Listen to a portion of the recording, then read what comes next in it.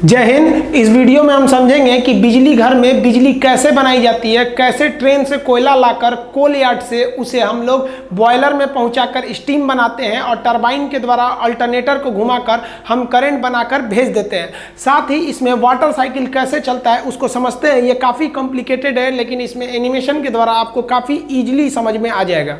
देखिए, जो electric power plant होता है वो बहुत बड़ा यूनिट होता है। वो लगभग 3-4 किलोमीटर एरिया में फैला होता है, जिसमें से कई खंड होते हैं। हम एक एक पार्ट को सबसे पहले पहुंचते हैं। हमको वहाँ हीट उत्पन्न करना है, स्टीम बनाने के लिए, पानी खौलाने के लिए हमें हीट चाहिए। ये हीट हमें कोयले से मिलती है। अब वहाँ थोड़ा मोड़ा कोयला नहीं चाहिए, बहुत ज़्यादा चाहिए, क्योंकि कोयला घट जाएगा तो बिजली प्लांट बंद होगा और पूरे शहर में बिजली कट जाएगी। इसलिए हम लोग 1.5 मिलियन टन 1.5 मिलियन टन कोयला को रखते हैं, जो 40 दिन का स्टॉक होता है। ये कोयला को हम लोग कोल यार्ड में रख देते हैं। इसे कोल हैंडलिंग डिपार्टमेंट को सौंप दिया जाता है। यहाँ ट्रेन आती है और इस कोयले को यहाँ पर खाली करके डंप करके चली जाती है।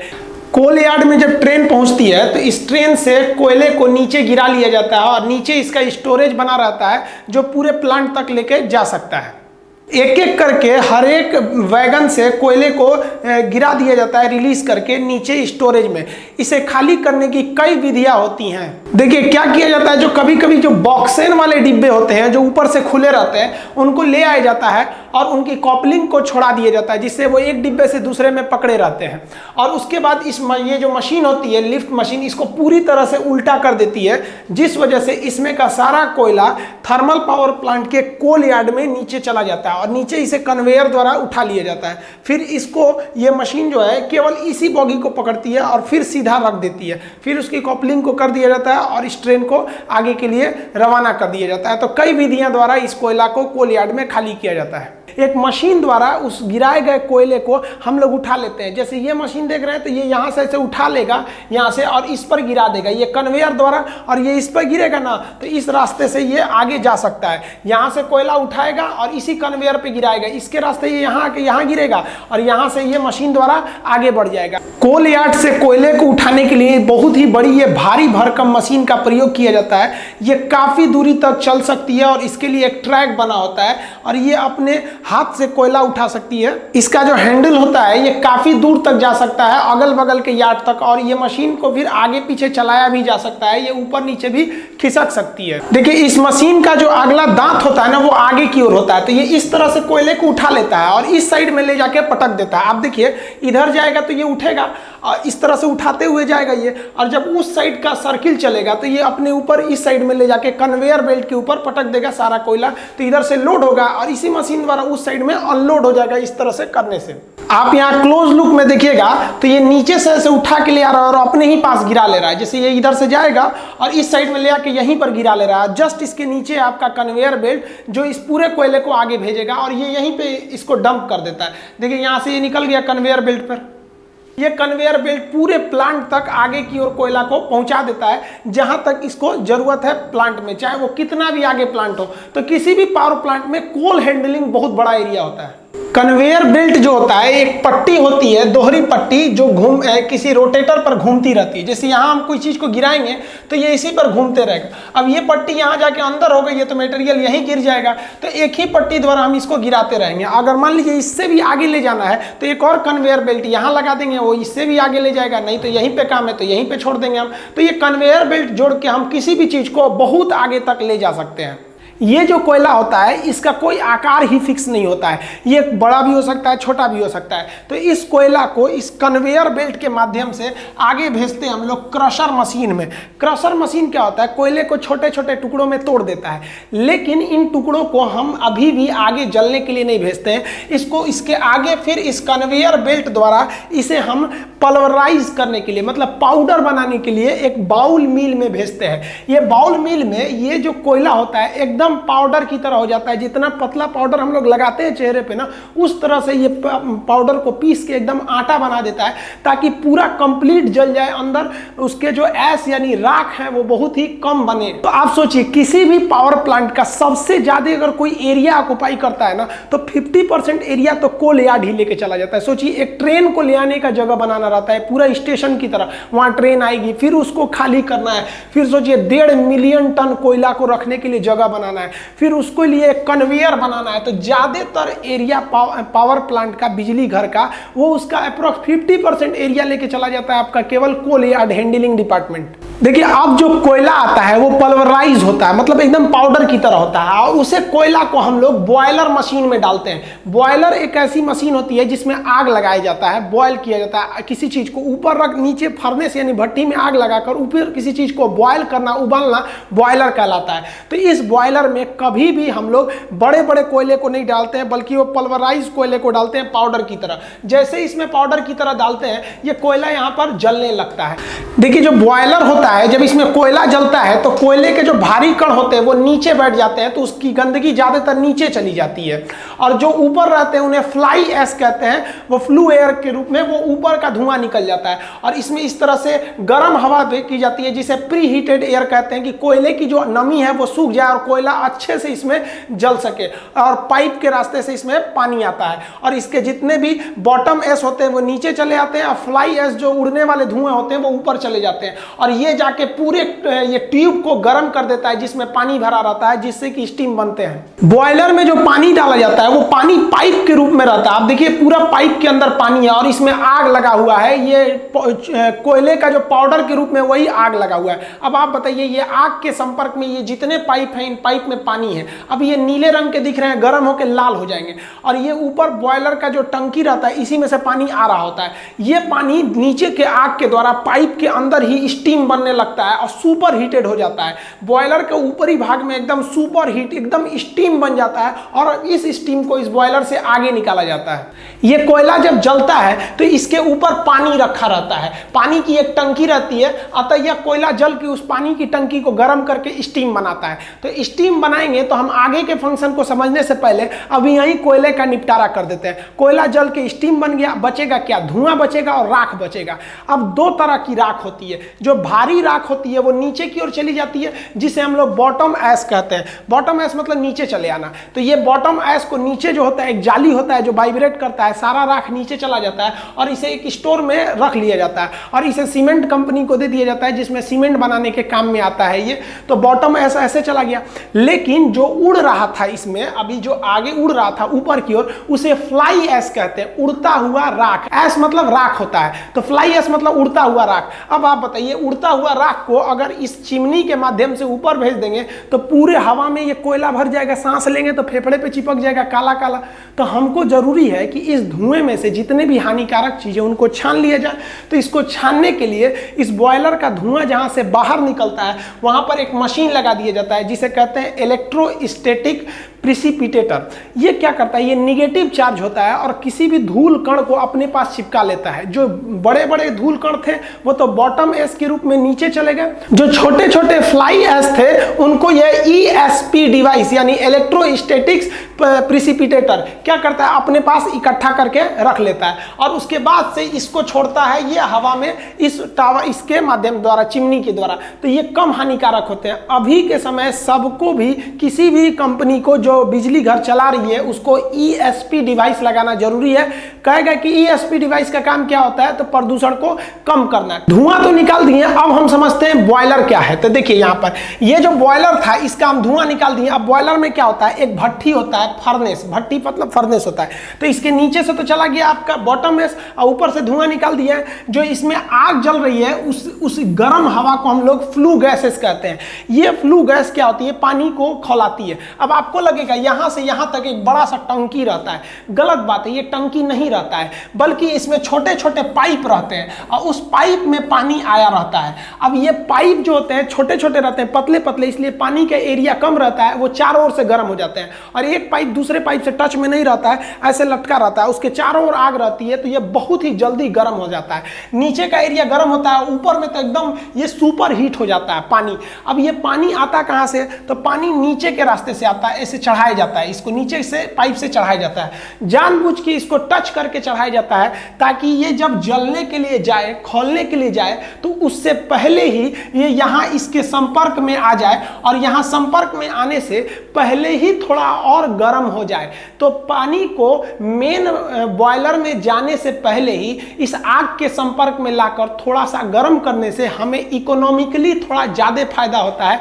इसलिए यहाँ बने टंकी को हम इकोनोमाइजर के नाम से जानते हैं। ये किसी भी पानी को खोलने से पहले ही थोड़ा गर्म कर देता है। ये मानिए ना, आप एकदम ठंडा पानी को गर्म करेंगे, उससे अच्छा है कि आप थोड़ा सा गर्म पानी उसे और गर्म कर देंगे, तो ये थोड़ा सा पहले ही गर्म कर देता है इकोनोमाइजर। इकोनोमाइजर को अलग से हीट देने की जरूरत नहीं पड़ती है, ये फर्नेस जो भट्टी है इसी के हीट के संपर्क में आके पहले ही गर्म कर लेता है ताकि यहाँ पे गर्म हो जाए। और इसके एकदम टॉप वाले भाग में ये जो होता है एकदम खोल जाता है, जिसे सुपर हीट कहते हैं। आप ये देखेंगे ये बाहर से इसका शकल है, अब ये सुपर हीट हो गया, अब ये स्टीम बन गया है, स्टीम बन के नीचे लाया जाएगा, वो बहुत ही गर्म भाप बन गया है। अब ये स्टीम इस रास्ते से नीचे आएगा, देखिए यहाँ स्टीम के लिए पाइप दिख रहा है, अब ये स्टीम नीचे आएगा। स्टीम में कितना दम होता है सोचिए, कुकर का जो ऊपर का ढक्कन उठ जाता है, सीटी उठ जाता है, वो स्टीम के बदौलत। तो इतने छोटे से कुकर में, कुकर भी एक तरह से क्या है, बॉयल करता है, किसी भी पानी को गर्म करके बॉयल करता है, उबालता है। तो कुकर भी एक तरह का बॉयलर ही है, वो छोटा सा बॉयलर है। तो सोचिए इतना छोटे बॉयलर में ये हाल है, इतना बड़का बॉयलर से अगर जो स्टीम निकलेगा उसका कितना भयानक पावर होगा। अब इसी स्टीम को ले जाएंगे नचाने के लिए टरबाइन को, और टरबाइन नचेगा तो बिजली उत्पन्न होगा। देखिए टरबाइन जो होते हैं ना, वो एक पंखा होता है, ये कई पंखों के एक समूह होते हैं जिसे हम टरबाइन कहते हैं। टरबाइन भी कई तरह के होते हैं, high pressure turbine, intermediate pressure turbine, low pressure turbine. मतलब जो भाप आ रहा है वो इसे नचाएगा, इस टरबाइन को, इस पे ब्लेड लगे रहते हैं। देखिए ये है टरबाइन का शेप, इस पर से हाई प्रेशर का जो आता है आपका स्टीम, उस स्टीम को बहुत ही तेजी से गुजारा जाता है। इतना गर्म होता है वो, और इतना ज्यादा प्रेशर होता है कि वो इसको नचाने लगता है, और ये नचाना चालू करता है एक साइड से। तो देखिए जैसे स्टीम आया होगा तो शुरुआत में गर्म होगा, थोड़ा और जाएगा तो थोड़ा और ठंडा होगा, आगे जाएगा तो और ठंडा होगा।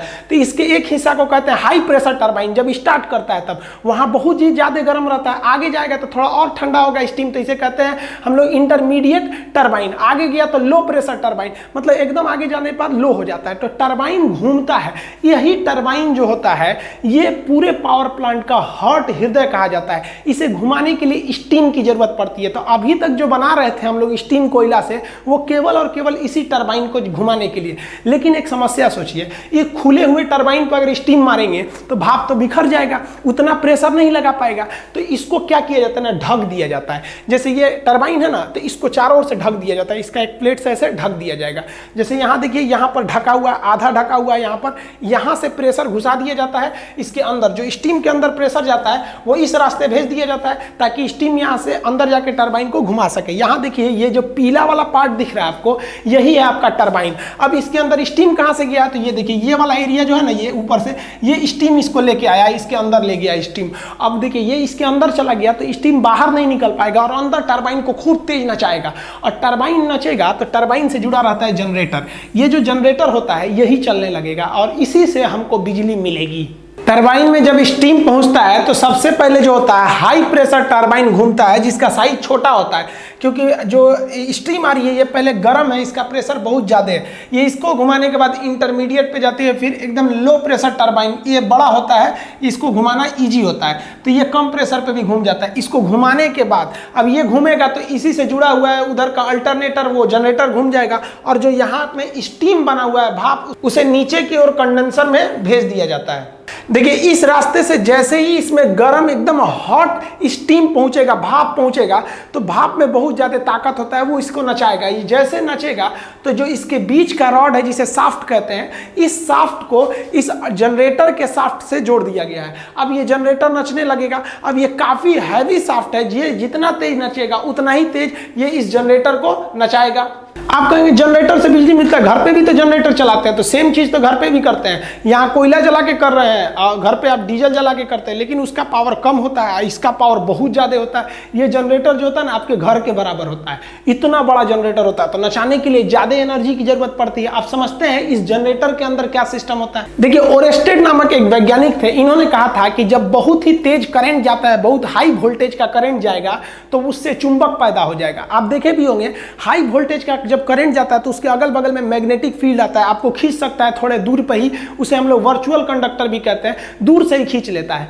तो फैराडे नामक वैज्ञानिक ने दिमाग लगाया, कहा कि ससुरा जब इलेक्ट्रिसिटी से, करंट से चुंबक पैदा हो सकता है तो चुंबक से करंट क्यों नहीं पैदा हो सकता है। तो इन्होंने इसी सिद्धांत को घुमाकर कोशिश किया। इन्होंने कहा कि जब करंट जा रहा है तो चुंबक बन रहा है, तो एक काम करते हैं, हम चुंबक को ले जाते हैं, करंट बनेगा। तो ये क्या किए, एक तार को बीच में रख दिए यहाँ पर ऐसे, और इसके साइड में ना इसे चुंबक ले जा रहे थे। ये इसको ले जाने से ना इसमें बिजली बन ही नहीं रहा था। कहे कि चुराई तो उल्टा काम काहे नहीं कर रहा है। अब इनको दिमाग काम नहीं कर रहा था, ऐसे तार था, इसमें ऐसे चुंबक ले जा रहे थे, तो इनका काम ही नहीं कर रहा था। तो एक बार क्या किए इन लोग ना कि ये चुंबक को ना घुमा के, इसके अंदर जो चुंबक चारों ओर लगा के, और अंदर का जो तार था ना उस तार को राउंड नचाना चालू किए। जैसे ये कॉइल है ना, ये कुंडली, तो इसको ये राउंड नचाना चालू किए। राउंड नचाने से ना यहाँ पे बिजली मीटर लगा के, अमीटर लगा के नाप लिया गया कि भाई करंट पैदा हो गया। ये करंट कैसे पैदा हुआ, तो देखिए किसी भी चुंबक का ना एक चुंबकीय क्षेत्र होता है जिसे हम चुंबकीय बल रेखाएं कहते हैं। तो ये यहाँ तक चुंबकीय बल रेखाएं इसकी निकली हुई हैं, और इधर से भी जो चुंबक है इसकी भी चुंबकीय बल रेखाएं इधर निकली होंगी। तो ये सिद्धांत दिया गया कि जब दो चुंबकीय बल रेखाओं के बीच में कोई कंडक्टर या कोई कॉपर का वायर कॉइल उसको काटेगा तो इस कॉइल के अंदर खुद ब खुद बिजली पैदा हो जाएगी। अतः ये दोनों एक दूसरे के पूरक सिद्धांत हैं। इन्होंने कहा कि बिजली से चुंबक पैदा होगा, तो इन्होंने कहा कि भैया चुंबक से भी बिजली पैदा हो जाएगा। ये होता है अल्टरनेटर। ये जो अल्टरनेटर और डायनेमो, इसका एक अलग चैप्टर होता है, इसको हम उसमें समझाएंगे। अभी आप मोटा मोटी यही समझिए कि जहां दो चुंबक रख देंगे, उसके बीच में अगर आप किसी भी तार को इसे घुमाएंगे, अब बहुत हाई स्पीड में घुमाएंगे, तो वो जो चुंबक का ये जो बल रेखाएं थी वो बदल जाएंगी आपकी विद्युत में, और आपको तार पर बिजली की प्राप्ति हो जाएगी। तो जनरेटर के अंदर इसी को घुमाया जाता है। तो जितना जो टरबाइन लगाए थे, वो टरबाइन का जो शाफ्ट था वो इसी से जोड़ दिया जाता है, टरबाइन को इससे जोड़ दिया जाता है। अब जो स्टीम आ रहा है वो नचाएगा टरबाइन को, टरबाइन नचाएगा इस कॉइल को, अब कॉइल क्या करेगा, इसके चुंबकीय क्षेत्र को इसके चुंबकीय क्षेत्र के बीच में घूमेगा, तो उनके चुंबकीय क्षेत्र को काटेगा, इसमें बिजली उत्पन्न हो जाएगी, और यहाँ से आप वायर के रास्ते से, ट्रांसमिशन लाइन से भेज सकते हैं आप बिजली को। तो यहाँ समझिए, ये वाला जो एरिया है ये आपका क्या चीज है, टरबाइन है, इसमें ही वो घूम रहा है आपका टरबाइन, और ये जुड़ा हुआ है इस जनरेटर से। इस जनरेटर के दोनों ओर क्या रखा हुआ है, चुंबक है, उसके बीच में कॉइल को वो तेजी से घुमा रहा है। अब ये जो स्टीम आ गया रहता है, इसके अंदर जो भाप आई रहती है, वो भाप का टेम्परेचर 540 से 1000 डिग्री सेल्सियस गर्म रहता है, इतना टेम्परेचर रहता है।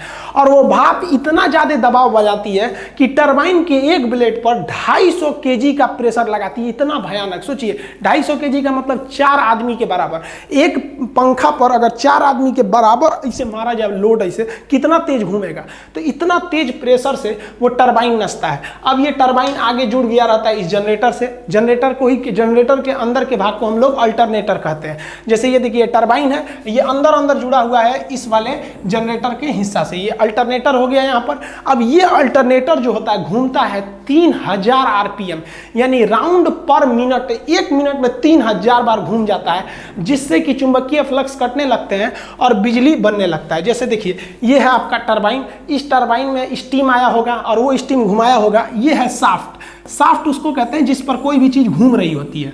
ये शाफ्ट के मदद से क्या होता है, ये टरबाइन जो होता है ये अल्टरनेटर से जुड़ा रहता है। अब ये टरबाइन को घुमाइएगा तो ये शाफ्ट भी घूमेगा, और ये शाफ्ट घूम के इस अल्टरनेटर को घुमाएगा, और इसके अंदर साइड साइड में है चुंबक, अब बीच में कॉइल घूमेगा, और उसके घूमने से पैदा हो जाएगी आपकी बिजली। देखिए जनरेटर के अंदर जो होता है एसी करंट उत्पन्न करने वाले जनरेटर को हम अल्टरनेटर कहते हैं। इसमें एक भाग जो होता है रुका रहता है, जो रुका रहता है उसे स्टेटर कहते हैं। आपको पता है अब इसके अंदर एक को नचाना पड़ेगा तभी इलेक्ट्रिसिटी पैदा होगी, तो जो नचने वाला भाग होता है उसे हम लोग कहते हैं रोटर। तो ये घूमेगा और ये स्थिर रहेगा। अब एक बात बताइए, इसको ऐसे खुला छोड़ देंगे, कोई घूमेगा तो करंट मार देगा, तो इसको साइड साइड में हम एक बॉडी कवर दे देते हैं। तो ये देखिए एक इस साइड में बॉडी कवर हो गया, एक इस साइड में हो गया कवर हो गया। अब यहाँ एक चीज फंस जाता है, जैसे आप कवर करिएगा तो इसको जो घूमने वाला हिस्सा है, ये जो शाफ्ट है, इसको बाहर निकालिएगा। जैसे बाहर निकालिएगा तो ये इसके बॉडी से टच हो जाएगा, इसमें रगड़ करने लगेगा। तो हमको एक ऐसे चीज की चाहिए जो इसके बॉडी से टच भी हो जाए और रगड़ भी ना करे, तो इसके लिए इसमें बेयरिंग लगा देते हैं। बेयरिंग डबल लेयर की होती है, जिसका बाहर का एरिया नहीं घूमता है, वो बॉडी से चिपक जाएगा और अंदर का एरिया घूमेगा। तो अंदर का एरिया को इसके शाफ्ट से फंसा देते हैं और बाहर के एरिया को बॉडी से, तो ये बॉडी को पकड़े भी रहेगा और अंदर अंदर घूमते भी रहेगा। इसको बंद कर देंगे तो ये अंदर वाला क्या होगा, नचेगा, और बाहर वाला स्थिर रहेगा। ये तो ये ब्लू कलर का ये इसका बॉडी है, अब ये नचने लगेगा। ये बेयरिंग देखिए, बाहर वाला स्थिर है, अंदर वाला घूमेगा, इस तरह से इलेक्ट्रिसिटी जनरेट हो जाएगी। और इस बिजली को क्या किया जाता है, बहुत ही हाई पावर के ट्रांसफार्मर को दे दिया जाता है। ये ट्रांसफार्मर को हम पावर ट्रांसफार्मर कहते हैं, इसे स्टेप अप ट्रांसफार्मर कहते हैं। ये ट्रांसफार्मर उस पैदा हुए बिजली को ज्यादा दूर तक भेजने के लिए इसके वोल्टेज को बढ़ाकर 2,20,000 वोल्ट यानी 220 kV से भी ज्यादा कर देते हैं। अब ये इस ट्रांसफार्मर पे डिपेंड है कि कितना वोल्टेज कर रहा है, और तब उसको क्या करते हैं, ये बड़े से ट्रांसफार्मर इसके पावर लाइन के द्वारा, ट्रांसमिशन लाइन द्वारा आगे की ओर भेज देते हैं। ये तो हम आपको इसके बारे में पूरी कंप्लीट जानकारी बता दी है कि कैसे बिजली को भेजा जाता है, इसका A to Z पार्ट आइए भेज दिया जाता है। इसीलिए जिस गांव में बिजली बनती है उस गांव के ट्रांसफार्मर से उस शहर को बिजली नहीं दिया जाता है। क्यों नहीं दिया जाता है, क्योंकि यहां से जो बिजली निकल रही है 2,20,000 वोल्ट पे निकली है। किसी के घर में दे दीजिएगा उड़ जाएगा, तो उसके घर को ना देके इसे दूसरे जगह ट्रांसफर कर दिया जाता है उस बिजली को। अब एक चीज आप सोचिए कि जो स्टीम बना था भाप, उसे दूसरा भफवा कहां गया। भाप तो आया था इस टरबाइन के अंदर में, भाप गया कहाँ, निकला ही नहीं। तो ये भाप जो है, अगर आप इसे ठंडा कीजिएगा तो पानी बन जाएगा, और इसी पानी को अगर हम वापस बॉयलर में भेज देता, हमें पानी की बचत हो जाएगी। तो क्या किया जाता है, ये जो टरबाइन घूम रहा होता है, इसके नीचे एक बहुत बड़ा एक तो हम लोग बना लेते हैं, कंडेंसर का टब बना लेते हैं, उसी में उस ट्यूब में ले जाके भर दिया जाता है इस भाप को, ताकि वो ठंडा हो जाए और दोबारा पानी बन जाए। तो इसके नीचे एक चेंबर रहता है जिसे हम कहते हैं कंडेंसर। वो कंडेंसर जो होता है इसे ठंडा कर देता है। ठंडा करने के लिए हम एक कूलिंग टावर का प्रयोग करते हैं। ये जो आप इसके ऊपर से देख रहे हैं, ये धुआं नहीं निकल रहा है, जो भाप आया है वही निकल रहा है। तो एक बात बताइए, भाप को हवा में भेज दीजिएगा तो ये पानी बन जाएगा, तो फायदा क्या है। तो इसको हम लोग ठंडा करके दोबारा यूज कर लेते हैं इस कूलिंग टावर की मदद से। देखिए धुआं निकलता है इसके मदद से, ये है आपका चिमनी, ये जुड़ा रहता है आपका बॉयलर से, यहां से धुआं निकलता है, और ये जो है ना, ये आपका कूलिंग टावर, ये ठंडा करता है उस भाप को। ये कैसे करता है तो समझिए ध्यान से। इसके नीचे का भाग आप देखिए जाली के समान है, इसमें से नेचुरली ठंडी हवा जाती है। अब ये किस प्रिंसिपल पे काम करता है, तो देखिए ये जो कूलिंग टावर है इसके दो हिस्से होते हैं। जो स्टीम आया है उस स्टीम को पाइप के माध्यम से इसके ऊपर चढ़ा देते हैं। ये पाइप से चढ़ गया ऊपर में स्टीम भाप, और वो भाप जब ऊपर चढ़ेगा तो उतना देर में वो ठंडा हो चुका रहेगा, क्योंकि बहुत दूर से निकला है वो बॉयलर से, ठंडा हो जाएगा। तो इसे फुहारा द्वारा नीचे की ओर गिराते हैं। जब फुहारा द्वारा नीचे की ओर गिराते हैं तो ये पानी ये और ठंडा होने लगता है। और चिमनी के नीचे जो खोखला एरिया होता है, देखिए ये यहाँ से क्या होती है, ठंडी हवा ऊपर जाती है। तो ऊपर से स्टीम नीचे आ रहा है और नीचे से ठंडी हवा ऊपर जा रही है, बस ये दोनों मिलकर पानी बन जाते हैं। और नीचे इसके जो बेसिन होता है, जहाँ ये पानी जमा रहता है, वहां पर ये जमा हो जाते हैं, और इसी पानी का हम दोबारा यूज कर लेते हैं, जिसे हम वाटर साइकिल कहते हैं। ये सबसे जरूरी होता है किसी भी पावर प्लांट में वाटर साइकिल को समझना।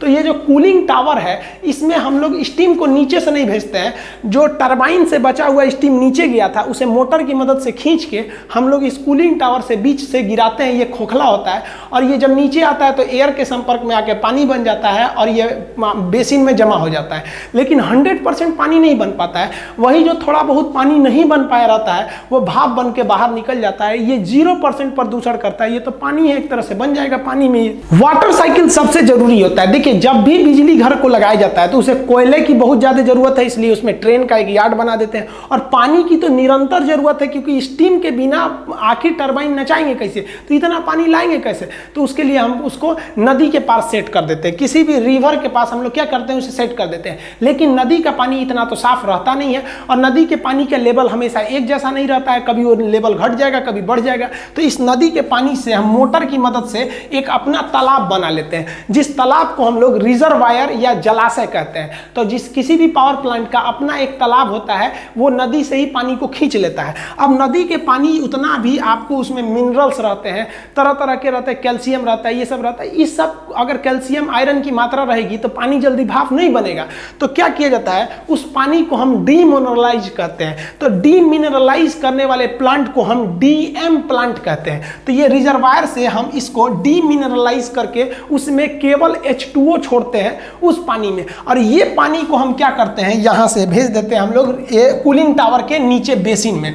अब जरा देखिए, कूलिंग टावर के बेसिन में आप कहेंगे पानी कहाँ से आया था, तो वो टंकी का पानी, वो उसका पानी नहीं था बल्कि वो रिजर्वायर से गया था। तो इस कूलिंग टावर में दो तरह की पानी है, जो ऊपर से गर्म है थोड़ा और नीचे से ये ठंडा वाला आ रहा है यहाँ पे। अब इस पानी को, ये तो कूलिंग टावर के बेसिन में जमा हो गया, अब इसे हम आगे भेजते हैं। देखिए इस पानी को हमको भेजना है बॉयलर तक। तो ये जो पानी आ रहा है नीचे से, ये जा रहा है बॉयलर में। किस लिए जा रहा है भाई, तो गर्म होने के लिए जा रहा है। अब यहाँ इंजीनियरों ने बहुत अच्छा दिमाग लगाया, इसको भेजा इन लोग ने कंडेंसर के द्वारा। ये कंडेंसर कहाँ लगा रहता है, तो जो टरबाइन है उस टरबाइन के ठीक नीचे। अब आप याद कीजिए, टरबाइन तो नचा था भाप के द्वारा, और वो भाप कहाँ आया था, नीचे। और इस भाप को हम लोग भेजे थे कूलिंग टावर में।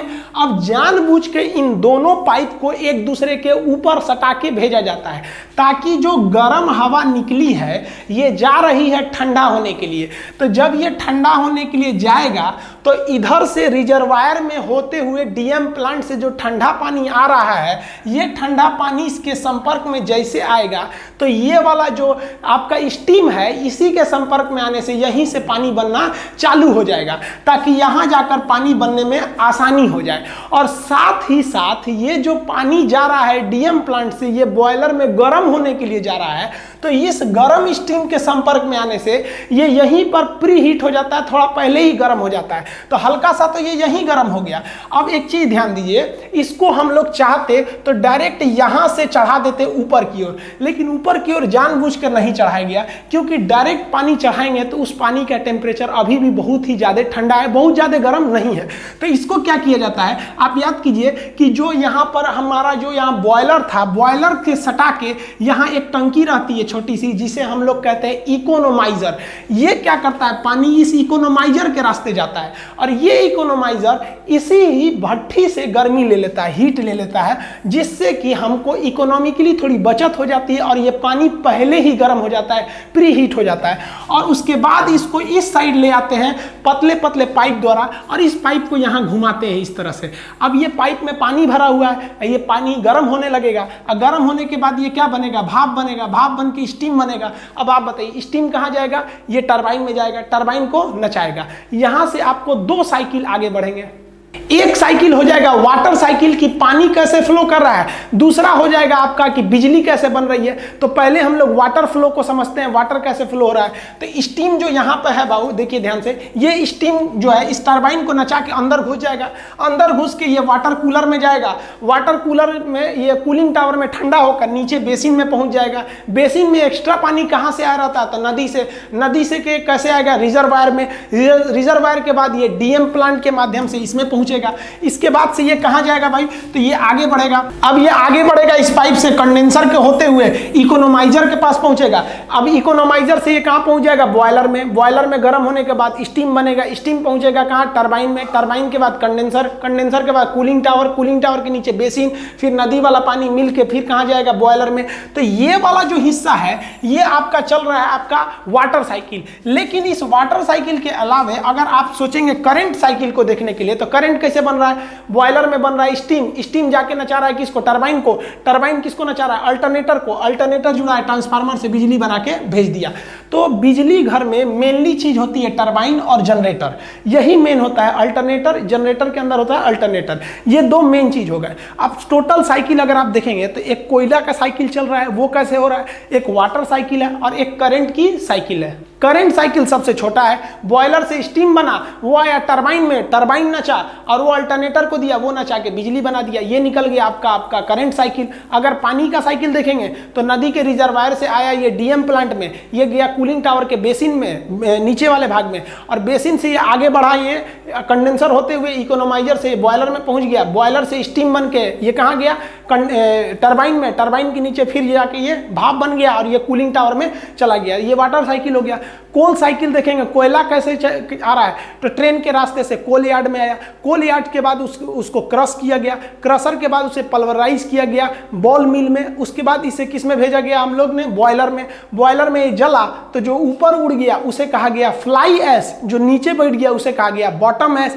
बॉटम ऐश को नीचे इकट्ठा करके सीमेंट को भेज दिया गया, फ्लाई ऐश को हम लोगों ने प्रिसिपिटेटर द्वारा छान के रख लिए लोग। इस तरह से आप टोटल बिजली कैसे बनती है ये पावर प्लांट समझ गए। अब इसमें आप एक चीज उतना अच्छा से नहीं समझे होंगे कि इसके अंदर बिजली कैसे बन जाती है, अल्टरनेटर के अंदर। तो ये अल्टरनेटर एक अलग ही टॉपिक होता है कि इसके अंदर कैसे बिजली बनती है। ये एक सिंपल सा तरीका है कि किसी भी चुंबक के अंदर कॉइल को घुमाएंगे तो बिजली बनने लगता है। तो ये अल्टरनेटर भी कई टाइप के होते हैं। ये थर्मल पावर प्लांट था, इसमें कोयला जला के बिजली बनाई गई। इसके अलावा गैस पावर प्लांट होते हैं, वो थोड़ा इसी की तरह होते हैं, थोड़ा अलग होते हैं। हाइड्रो इलेक्ट्रिक पावर प्लांट नदी द्वारा बिजली बनाए जाते हैं। परमाणु बिजली घर वो अलग होते हैं, उसको हम लोग कभी और चर्चा करेंगे। इसको हम लोग नेक्स्ट वीडियो में समझेंगे कि एसी करंट क्या होता है, डीसी क्या होता है, आखिर हम इस करंट को कैसे चाहेंगे तो एसी बना सकते हैं, कैसे चाहेंगे तो डीसी बना सकते हैं। मिलेंगे नेक्स्ट वीडियो में, तब तक के लिए जय हिंद।